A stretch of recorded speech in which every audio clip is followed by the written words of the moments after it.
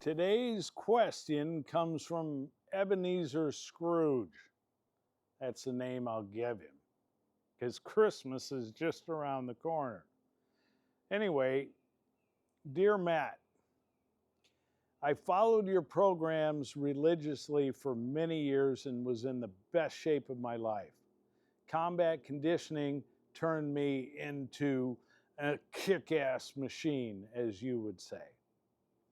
I fell off the wagon, unfortunately, and now I'm a little depressed because many of the exercises in your book I can no longer do. I'm in my mid-50s, and one-arm push-ups and one-legged squats seem to be an impossibility. What do you recommend I do to get my groove back?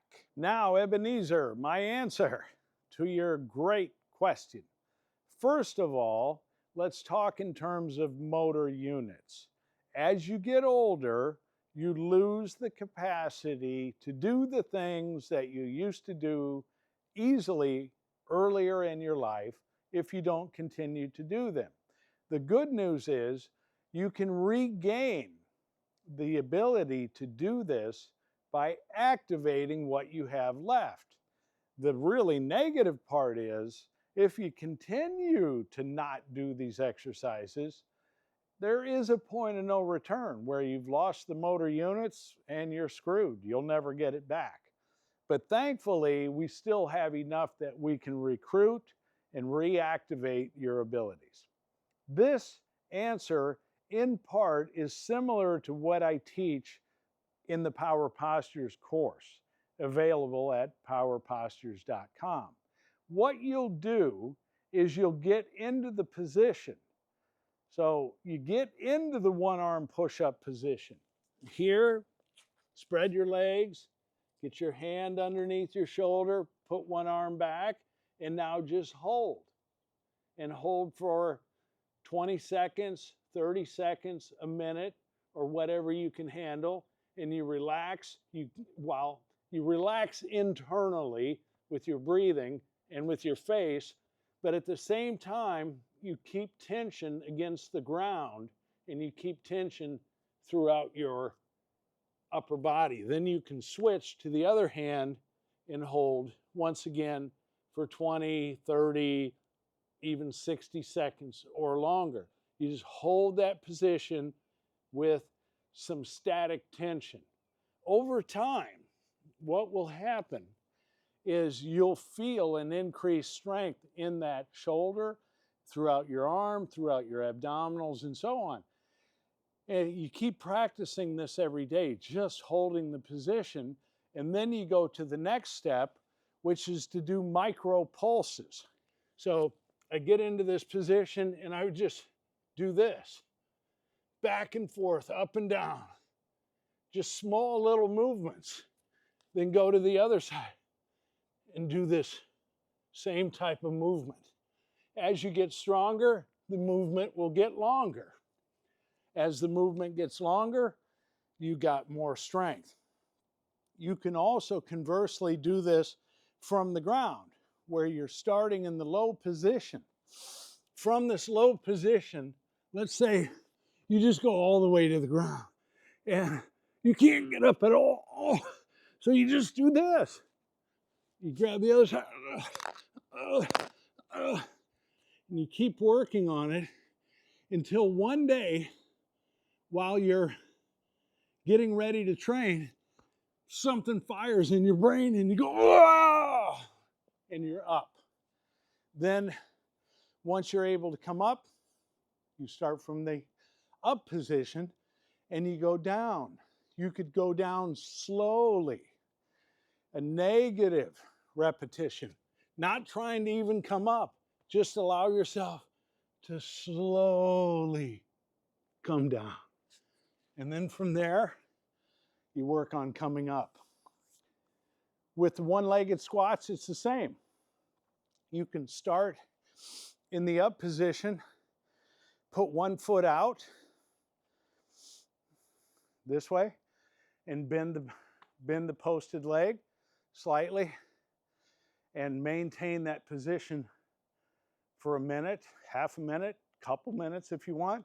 Then go to the other side and do likewise. Once you get stronger, you can go deeper and deeper and deeper. You can also hold on to something, put your hand on a chair, or if you don't need to for balance, you just go all the way down into a squat, put one leg out straight. It could still be on the ground, and then you get to a level where you can have it off the ground, and you learn to hold that position for a minute or so. Some dust on my knees. Now, so in the beginning, cheat like hell. Cheat your ass off. Just go, and put one leg out. My back heel is up in a position I wouldn't normally be. And then you use your hands and you cheat like hell. You find where your hands need to go and you get into that position. It looks ugly as hell. It's not proper technique, but it's leading you to being able to do this and then this. And then that leads to you being able to rise up. So I call this splitting the atom. When the goal is too big, doing a one-legged squat all the way down, all the way up, split the atom. When you split an atom, it has more power than when you take in the whole big idea. Make it smaller. Work on a small aspect of this one-legged squat. Even holding with your leg straight up in the air. Bend the other knee, and you could pulse from there. Get the feel for it. You can find your own progressions, your own way to do it if you keep this in mind. I'm thinking too much about the big movement. Shorten it. Can I do that? Can I shorten the movement? Can I make it smaller? And by doing that, am I activating neurons and motor units? From this down position, in the beginning, you had to use your hands. You had to cheat big time in order to do it. Now, after doing that for a while, you realize, wait a minute, I could put one leg out. Oh, I could do that with the other leg. Maybe you can only get it out to here currently. Well, you're working your ass off. Then pretty soon, you're here, and you're using your hand to touch. And then from there, you're doing either side. 1, 2. Then you go out to the side. That's about all you can do in the beginning. And then, you can't do it. Then all of a sudden, now I'm not using my hands. And don't be embarrassed about this. Just think in terms of reactivating those motor units and getting back that ferociousness you once had. Like, share, and subscribe.